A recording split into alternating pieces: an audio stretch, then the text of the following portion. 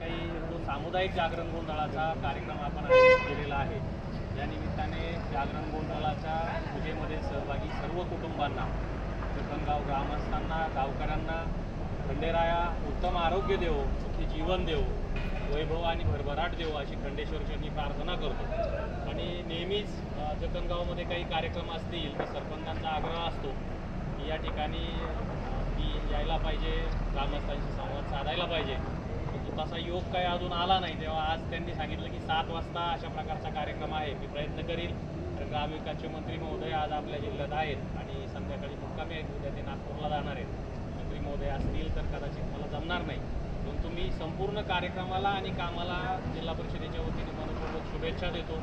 गावातल्या कुठल्याही विकास कामाच्या संदर्भात जिल्हा परिषदेची कुठलीही मदत आवश्यक असेल तर सरपंचांनी बिनधास्तपणे घरचा माणूस म्हणून मला आपण सांगावी अशी मी आपल्याला विनंती करतो. आणि मला हा मान दिला त्याबद्दल पुन्हा एकदा आभार व्यक्त करतो आणि थांबतो. धन्यवाद सर. यानंतर सर्वांचे आभार मानतील या विश्वस्त मंडळाचे उपाध्यक्ष माननीय श्री बाळासाहेब शहाणे.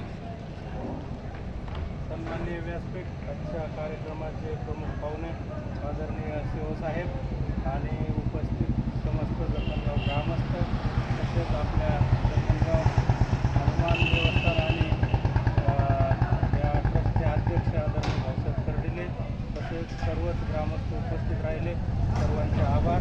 तसेच आपल्या गावचे सरपंच साहेब आदरणीय डॉक्टर सुधीर गंजे साहेब यांनी कार्यक्रमाचं अतिशय